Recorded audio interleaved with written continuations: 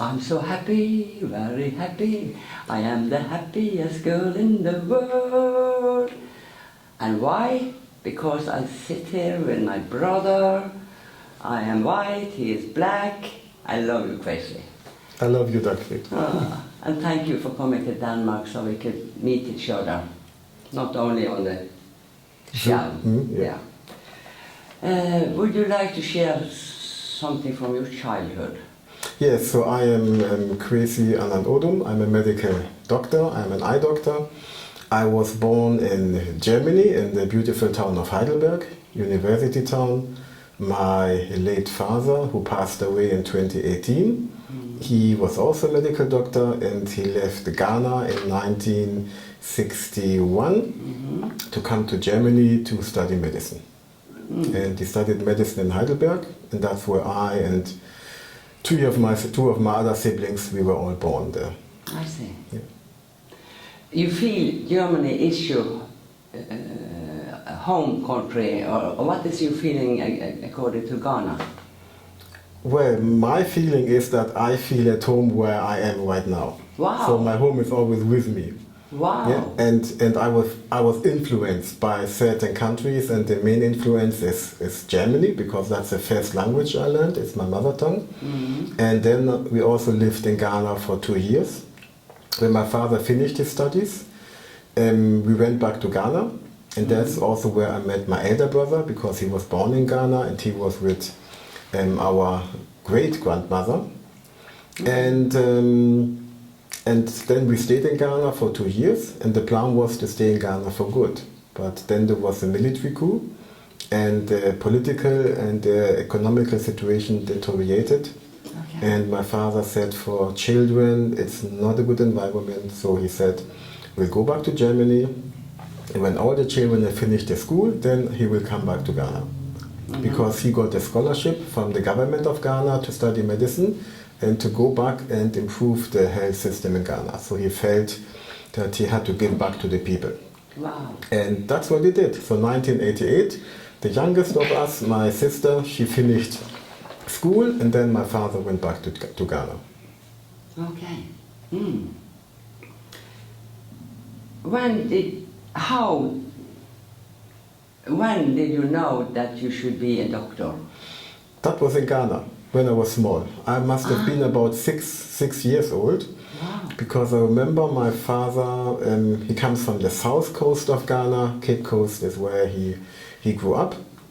But when we went to Ghana in 1970, 71, he was posted in the northern part of Ghana, because that was a very underdeveloped part of Ghana and they needed doctors. So we lived there in the town called Tamale in the northern region. And my father had married again. He separated from my biological mother. And my second mother was German, white German, and she was also a medical doctor, and both of them worked in the hospital. And when they came back home, they were always at the dinner table, they were talking about the experience at work. And I remember my father once saying that he came home late because he wanted to finish every patient that was there before he left the hospital. And he was working in the children's department at that time. And I said, that's very good that the children all got to see the doctor, and I also want to do that. So that's when I decided I want to become a doctor. Wow. And where did you take your education? I trained I finished my school in Germany, and I also went to medical school in Germany, in the town of Kiel, which is not far from Denmark. Yeah? And I went there to medical school, and that's where I stayed all my medical training. Wow. When I was 46 years old, I was divorced. And then I needed glasses. And I listened to you yesterday. Guilt and shame. Oh my God, I was totally filled with guilt and shame. Yes, because you just mentioned glasses, eye doctor. When I went to medical school, we had different subjects, and one subject was eye medicine, ophthalmology, and the medical doctor who was leading the eye course, he was a very open-minded person. He said, I'm going to teach you about the eye. I'm not going to say like all the other doctors, their subject is the best, you should only focus on the eye. I just teach you about the eye and then you just choose if you like it or not. And I found that very good. I got very interested. And the other thing is that when my father went back to Ghana, I was at medical school. And before I got financed by my father, when he went back, he said, I can't send you money anymore because the income in Ghana is far less than in Germany. And then I said, okay, I can look after myself, I'm a grown up, and I started working at night shifts in the hospital. As medical students, we could work night shift in the hospital and we could get paid for that. Was it according to the eyes or was the whole body? No, the whole body. I worked in the ICU, internal care unit of the university clinic. And I was assisting the nurses there. Not as a medical student, but just as an assistant. And the challenge was working at night and then daytime going to the classes. So in the eye course, I could miss 2 classes. If I missed the 3rd class, I have to do the whole course again. And I already missed 2 courses because I was too tired. And the 3rd time I overslept. But then 2 of my fellow students, they rang the bell and said, oh, our course leader of the eye course, he said, where is Odum? He said, oh, they said he's sleeping, he worked in the night. Do you know where he lives? Yes, he just lives around the corner near the university clinic. He said, okay, go and get him, otherwise he has to do the course again. So I found that so wonderful that he really thought about me. Wow. And he allowed 2 of my fellow students to come to my house and to wake me up so that I could complete the course. And that, that really said, this is such a wonderful man, and I even got more interested in eye medicine, ophthalmology. Wow. Yeah. But one day, some years ago, you wanted to learn more about feeling and the body. Yes. When I finished my eye training in the eye clinic, and I was then an eye doctor, I said I want to understand more what is the feeling and what is the impact of the psyche on health. Because I heard the term, the eye is the window of the soul. Yeah? Das Auge ist das Fenster der Seele in German. And I wanted to understand more about the soul. So after my training in ophthalmology, I worked for 2 years in a psychiatric clinic. In what? A clinic for psychiatry, psychiatry. Okay. Yeah. So also in Germany, that was near Düsseldorf in Rheinberg. And there I got more understanding about psychiatric diseases, but I still didn't fully get what was really the unconscious motivation or cause behind diseases. But after that, then I had my own eye clinic, and there it began to become very interesting, because now I saw patients long term. In the hospital, I just see them maybe once or twice, and then I will never see them again. But in my own clinic, I saw them over 1, 2, 3 years periods. And then I identified some patterns. Somebody came, and suddenly half a year later, they had cataract. And then in a conversation, they shared their story. Yeah, their patient story. Oh yes, my husband passed away, or the children left the house and are now far away studying, and I'm alone.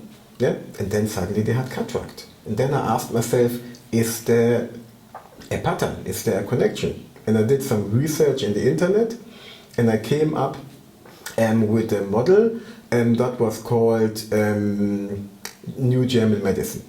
Yeah, yes. I read in the internet, and the biological aspect was very interesting, because that was a connection I was never thought about, and suddenly a lot of more that I saw as a medical doctor made sense. But on the other side, there was also some politics attached to this New German Medicine, which was discriminating. And that's something where I felt really disgusted, so I didn't want to touch it. But then one day I got an email that one of the lecturers of New Medicine was just having an evening introduction, just next town where I lived. Wow. So I went there, and that man was from Austria, and the lecture from the medical aspect was very good. But again, he was sharing some political views which were very disgusting and racist, anti-Semitic, and I said, I don't want that. But on the other side, I wanted to understand more. So I went again to him for a weekend course, and the same story, medical, biological, very good, but again this politics, and I said, I don't want this. But then I heard that another one from German medicine was giving a course which was about over 3 months. Yeah, so you got a profound training. And that was Heilpraktiker Siegfried Mohr. And I said, I will try it the last time. If it's the same story, politics and medicine, I will stop it. I remember Bernd and me and Trine, we went to Los Angeles on a natural breast cancer meeting, Johannes Fislinger, and we were sitting in the car with Richard Fluke. And you talked with Richard Fluke, and I sat beside. I have never seen you. You was in Fujirola and met this doctor. Yes, that was Dr. Hammer. Then I was in Los Angeles, when you was in Fujirola. I remember. And you was like this and frustrated.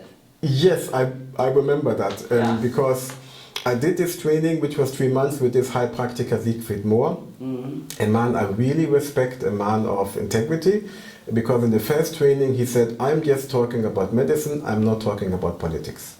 I am calling it new medicine and not new German medicine, and that's it. And that was really, really wonderful, and he just stayed with it, and I got so much understanding about the body-mind connection.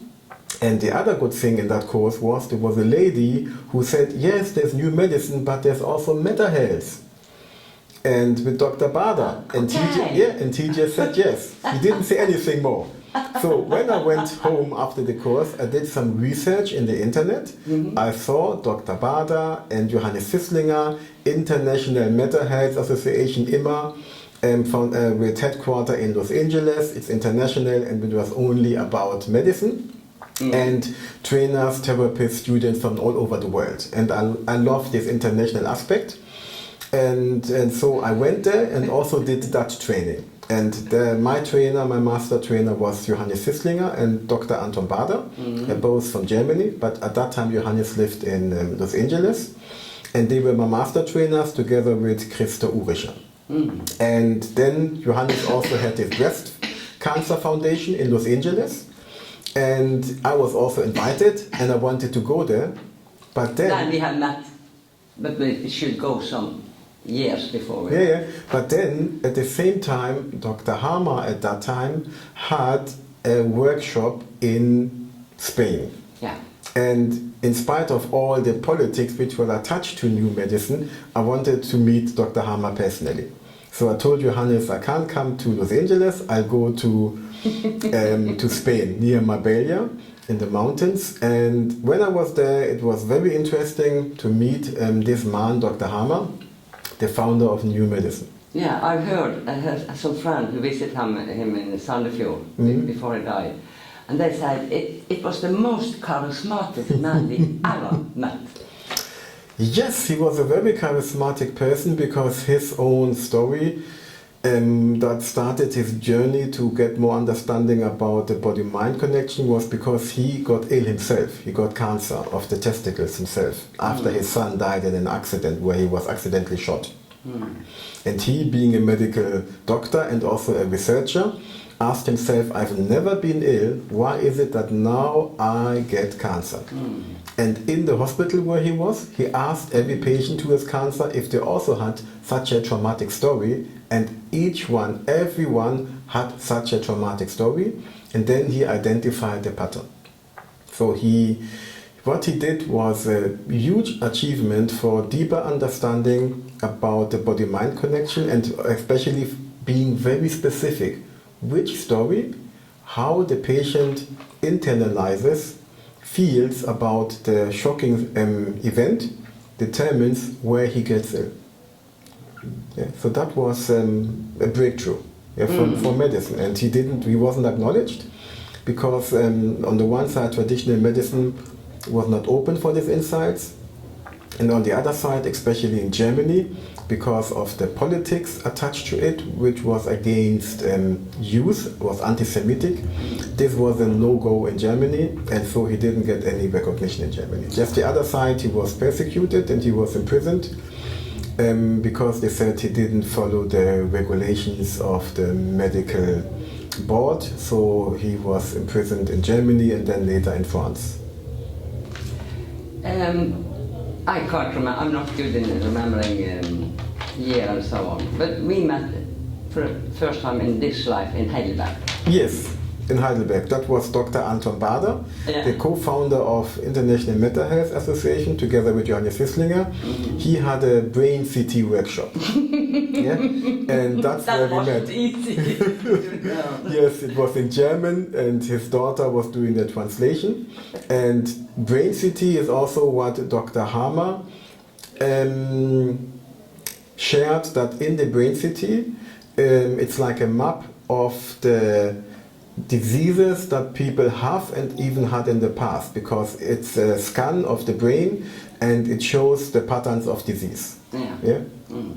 And Dr. Bader is a specialist in that, and that's the first time I met you and Bent and others from Scandinavia. Yeah, and he is a very gentle, funny man, Anton Bader too. And then we were sitting to a lunch, I think, and talking about everything. And then we should leave with the same train.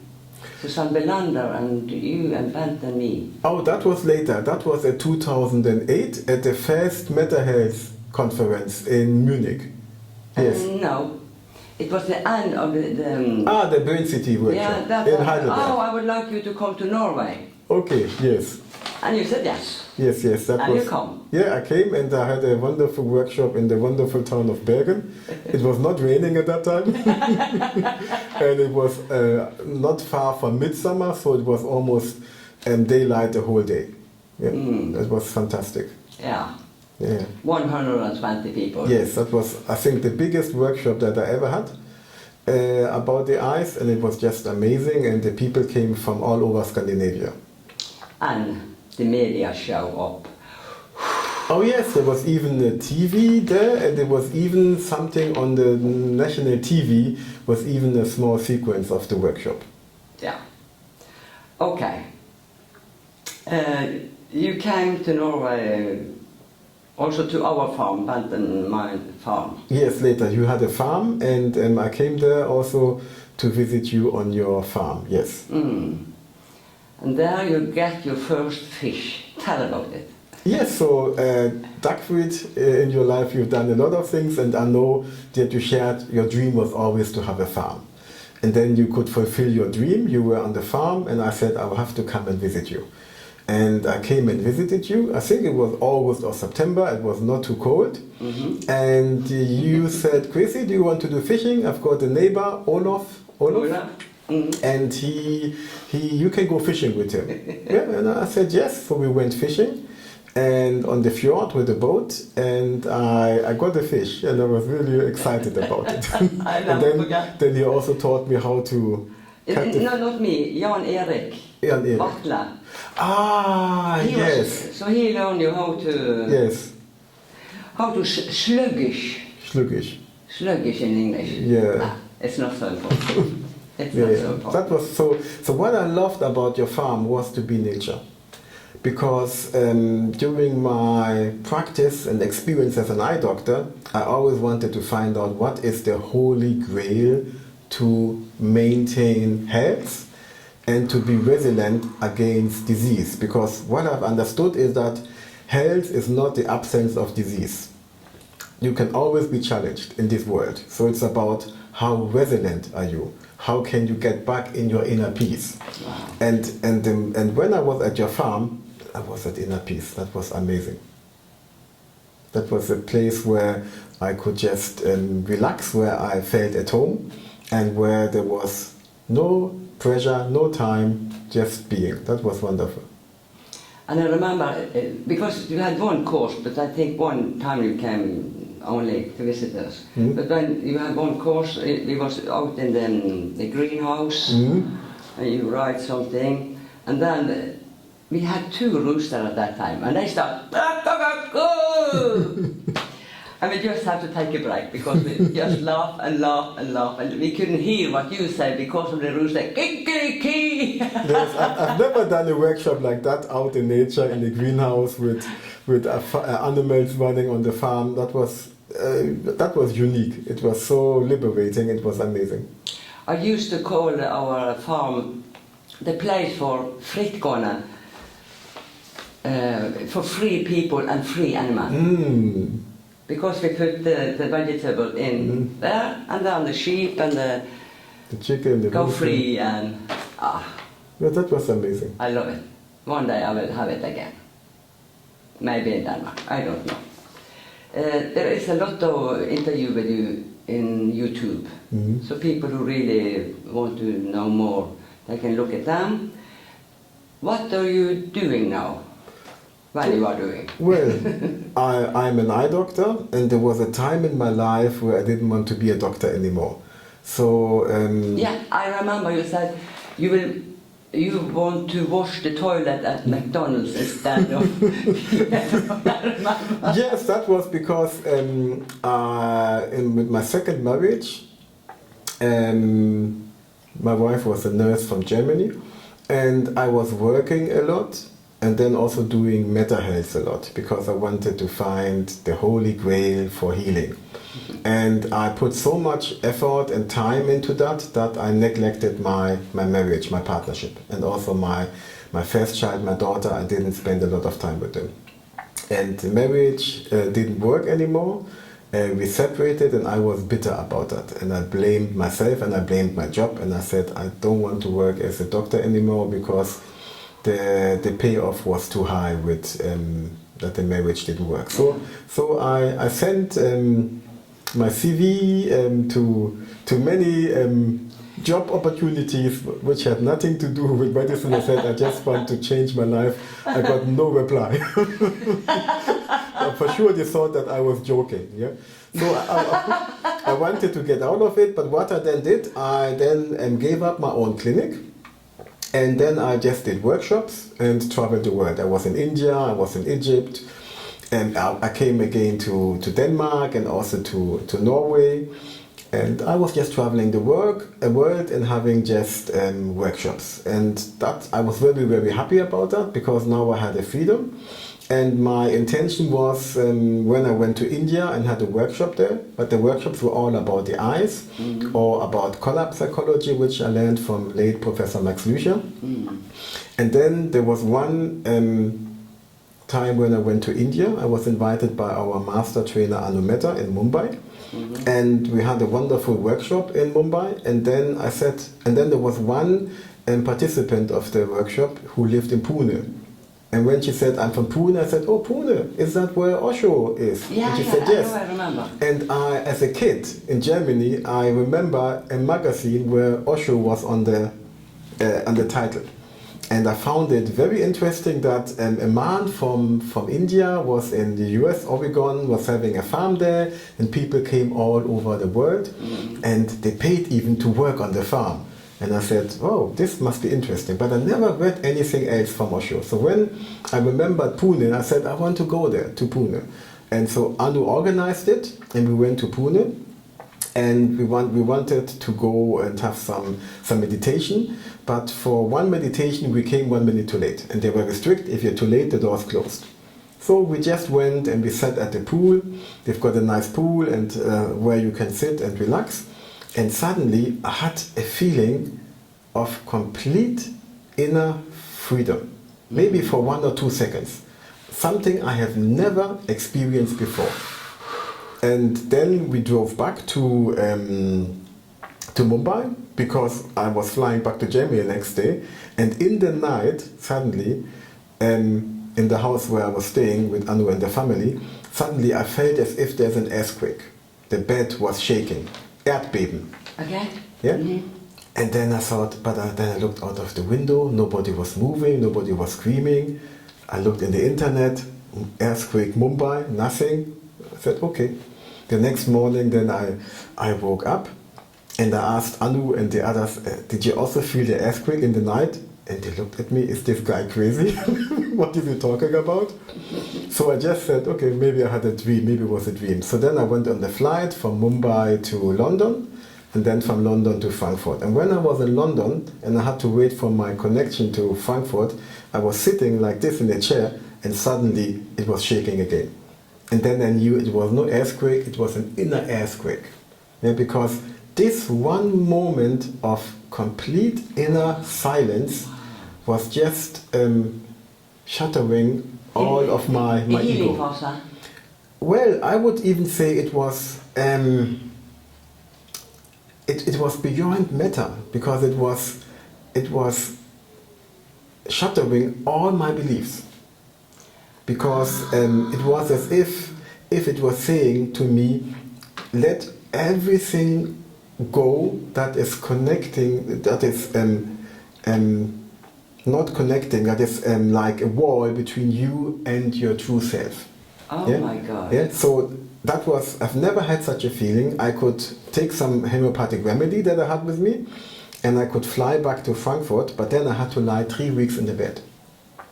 And at that time, a doctor in Germany asked me if I want to start a corporation. And I was, even when I went to India, I said, I'm going to work in a clinic again, I'm going to become a partner. But after that experience, I knew, no, this is not my way. Mm-hmm. Yeah, so I just stayed in bed for 3 weeks because I couldn't do anything. And then at that time, I really didn't know what I should do. I just knew that I can't continue like before, because this was a sign, and I got addicted. I wanted to have this experience of this complete inner peace, inner silence again. And I became addicted to it. and I said, what do I have to do now to get this experience again?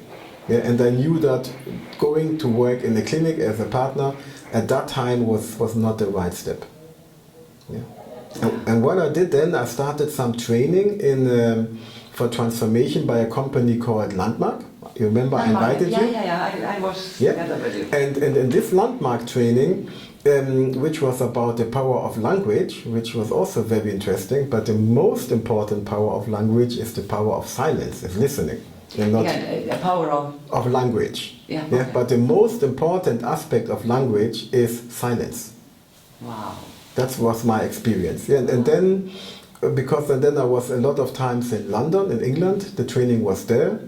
And then I was also doing some work in Germany. And then I met with other master trainers for mental health in England. Mm-hmm. And then that was the transformation and that I had since this moment of silence. And I met one master trainer that I knew for 7 years.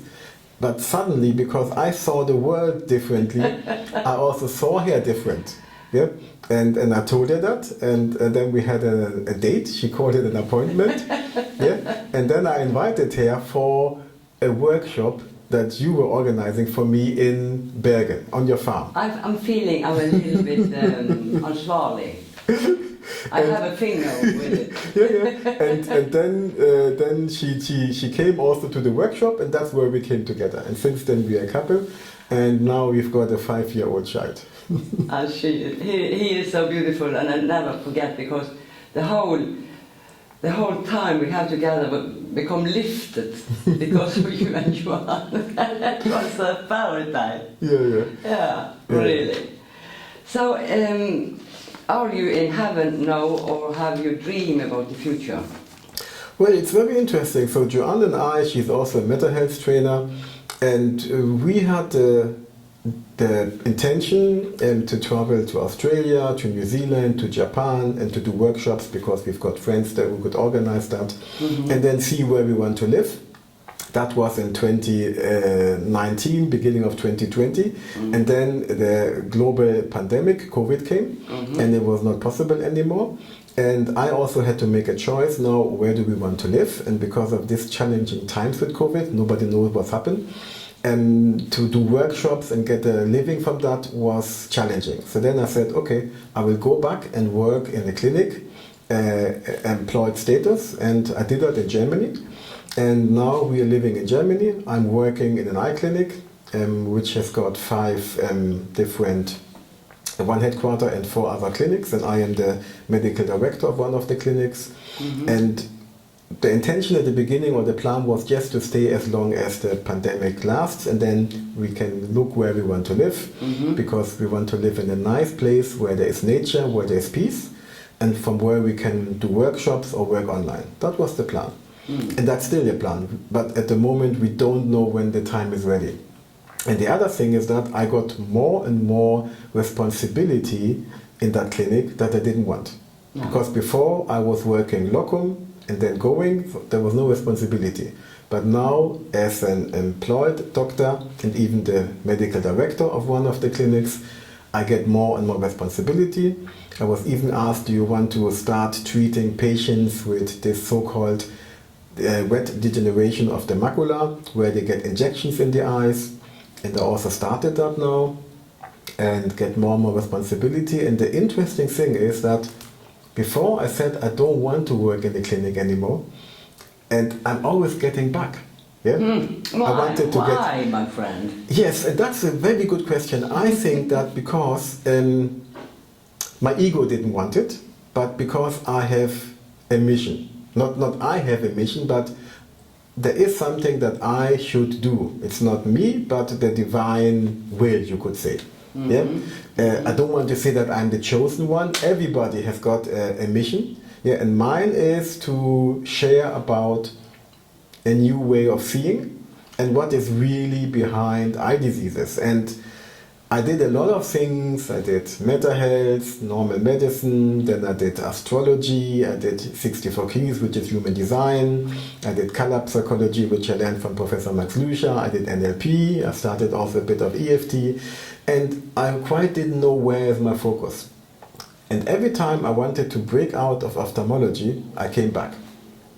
And now, with the macular degeneration, it looks like as if this is my focus, and I should dig deep to get all the resources that are there, which are about the macular degeneration, and then just see what's possible, because that is a very, very challenging disease, where the retina, the back of the eye, the central part, which is called macula, where we have focus, detailed vision, has got a degeneration, and where people can turn out blind. This is the disease that causes most of blindness in the so-called Western countries.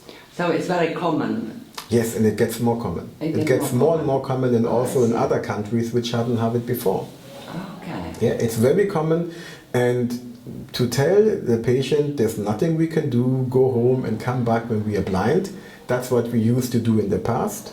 Now we've got a therapy where the aim is to maintain the vision so that it doesn't get worse, and but the best would be to prevent it. Wow. But there we really need to understand what is behind it. Yeah. And what I have now identified, or what I think, is that we still haven't fully understood our normal human physiology, biology. And as long as we do not understand that, we cannot heal diseases. And so people have to be open for listening and to really take in the feeling. Even more than that. The one is the feeling, yes, intuition, being connected to nature, and the other is to admit that what we know is not enough. Even that what we know is not correct. Do you remember Master Yoda from Star Wars? You must unlearn what you have learned. Yes. Yeah? And what I have experienced is that what I have been taught at medical school is correct, but only in one context. Our whole physiology that we learn at medical school, that's now a hypothesis, seems to be only an emergency physiology. That should only function when we are under stress, and then we have to fight or flight for survival. But because we as human beings have been under stress for more than 6,000 years, we think that this physiology is normal. Yeah. Yeah? And that means that everything that we try to do in order to heal or to get a cure, which is based on this emergency physiology, won't work. And that is what I think why things don't work. Because no matter what you take, homeopathy, traditional Chinese medicine, every other modality, the results are not good enough. No. Yeah, because more and more people get disease on the planet, and now even children get diabetes, get migraine at an early age, where we said these were diseases for adults, so it's getting worse. And I think we need a new understanding of our authentic way of being. Because what we are teaching seems to be an emergency physiology, which only functions under stress. And the main aspect of stress is we live in a world which is under the dogma of time is money. Yeah. I will never forget my first training in mental health with Dr. Anton Bader and Johannes Fisslinger. Johannes presented a case from a client from the US, yeah, which had a cancer of the liver, which had to do with the pressure to make a living. And then when she got money, and when she got ill and she couldn't work, it even got worse. So it was a vicious circle and she couldn't get out. Yeah? And this time is money is so devastating for all of us. Because instead of expressing... Not all of us, my dear. as a humanity, yes, you can have a niche where you can be on your own, where you can be out of this, but the dogma is in all countries. It's the same. All the governments, all the companies, all the work, it's based on time is money. And we need, we need an understanding that it's not about money. It's about expressing our authentic way of being. And that means that time is art. Everybody is a creative artist, and to just unfold his potential and just be instead of doing things for money. Yeah? And that's the vision that I have. And that's what I also want to create with my family and others. And I know people who have already done that, who have created environments like eco-villages, like communities, where they are not in this time is money vicious circle, rat race, and that's what we need. Yeah. And I think what we're experiencing now on the global level with this pandemic is also that this time is money is going to end, because it's been challenged, because it's not working anymore. We are destroying us. We are stressed, we get more and more diseases, more and more divorces, more and more wars, that we just experience now in different parts of the world. No, it's not more wars, it's less. Less. Man said, and he's studying. Yeah, okay, yeah, but still wars, yeah? It's still war, yes. Yeah, yeah, and that has to end somehow, because otherwise we are so stressed, yeah? It's many, and especially information from the other side. It is a possibility now, because of Ukraine and Russia, it is a possibility that now all war will be ended. It is prophecy about it. Yes, because now the whole world is being affected, no matter if you're in Africa, in Asia, in Europe, because of this globalization. The same day. Yes.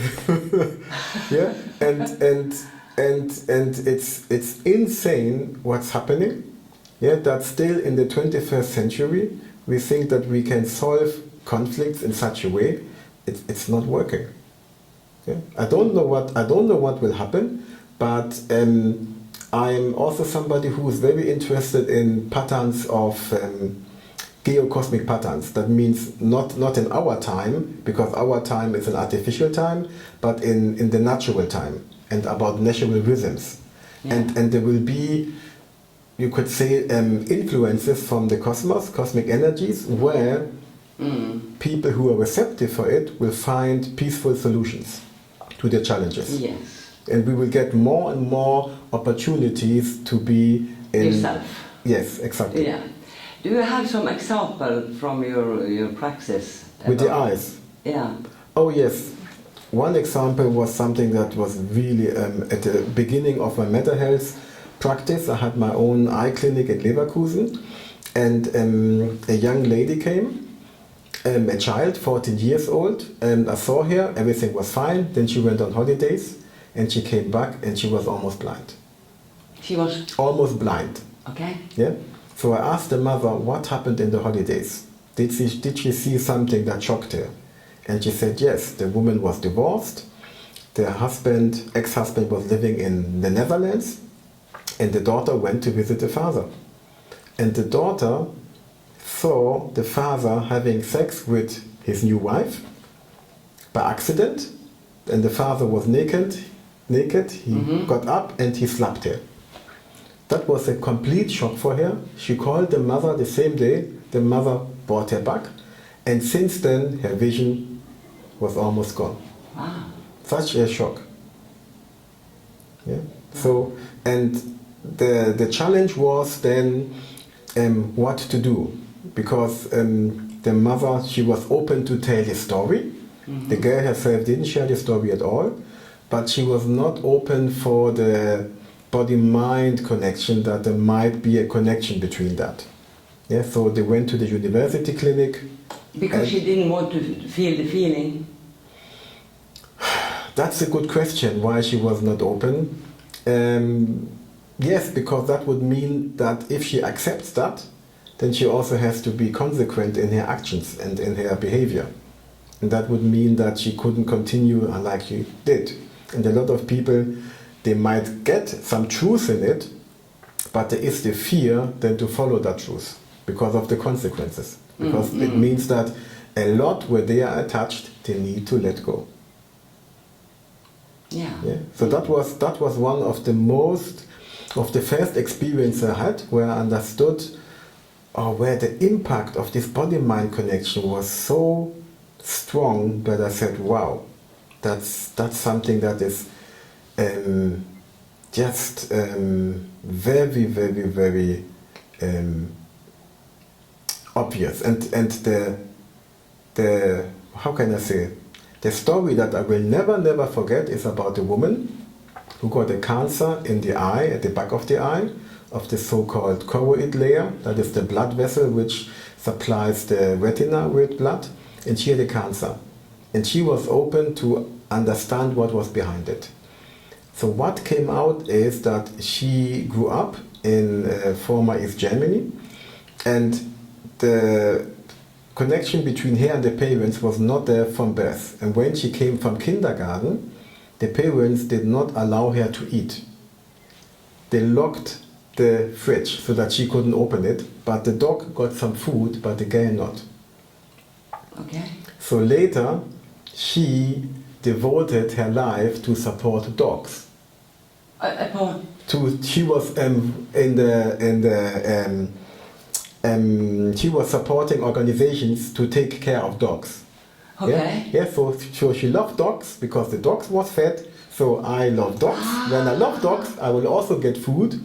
And she was supporting a woman who had an organization, a charity for dogs. But what then happened is they found out that this woman was using the money for herself, and the dogs were starving. And when she found that out, she was shocked, and she lost all hope in humanity. And she said humanity is just bad and evil, and the only thing that is good is the light and God.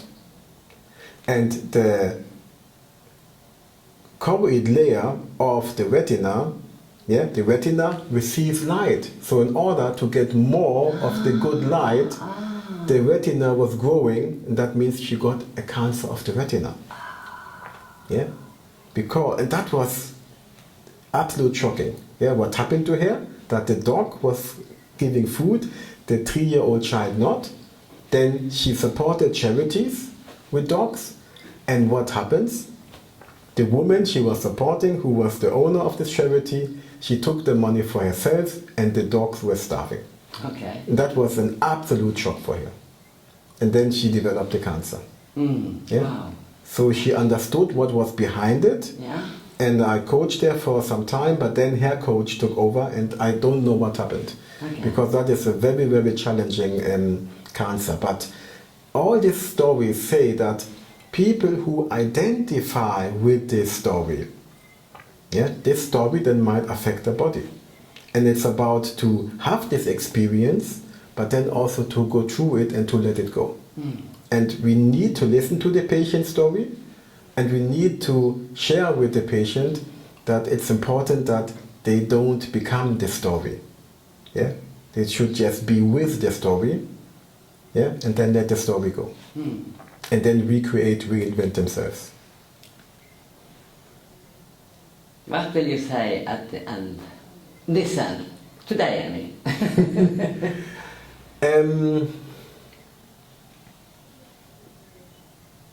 What will I say? The most important is that we understand that we do not have to give away our time. Wow. Yeah? And in this system, that time is money. Yeah? That we need to be conscious about who and what we are. Yeah? And that we are the masters of our time, of ourselves. And that we understand that time is the most conditioning factor on this planet. Yeah? And that the time we are living in is not a harmonic and not a natural time. July, Julius Caesar, August, Augustus, Gregorian time, Roman emperors and the Pope determine our time. And there is natural time, and everybody who wants to know more about natural time, I recommend go and read the teachings, the books of José Arguelles. He created Law of Time. Okay. Yeah, and Law of Time is all about the Mayas who observed nature and who had a time count which was in alliance with nature. Yeah, because that's the most important. Because what I want to share now, the most important for me, what I got of all my experience as a medical doctor, is that we've got a part in our brain, which you could call the emotional brain. We come back to emotions, the limbic system. And the limbic system is always asking, is everything okay from what we experience? And when we get the feedback, it's not okay, then our body will also not be okay. Yeah? And as long as we are living in the time, or are living in a system where the time is distorted, it's not okay. And that's where I can come back to my father from the beginning. My father taught me one word, which is the most important word that he taught me, and that is rhythm. I had rhythm, rhythmus. Rhythmus. Rhythme, yeah?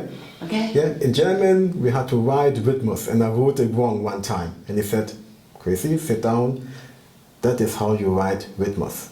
R-H-T-H, rhythmus. I never forgot how to write it, and now I understand that this is for me the most important word. Be in rhythm with nature. Wow. And that's especially my challenge, because I can work like a robot. Working alcoholic when I met you. Yes, I can work like a robot without any stop, but then I am not in my rhythm. I'm not in rhythm with nature. Yeah? And that's for me the most important. Every disease is a disorder of rhythm. Rhythmusstörung. Like rheumatism comes from rhythm. I would love to share a Norwegian music professor who made a film. When the moment sing. And it's many films from a country in Africa, where you sing and when they work and like this. Yeah, in the rhythm, yes. Yeah, and then he was in Oslo. Okay, thank you, my dear. Now we shall do something else. Thank you very much, Dagfrid, for this invitation, for this interview. You were an amazing person, individual, woman, and with what you're doing, sharing the experience of different people with the world, it's going to make a difference. So thank you very much. I love to do it. Thank you.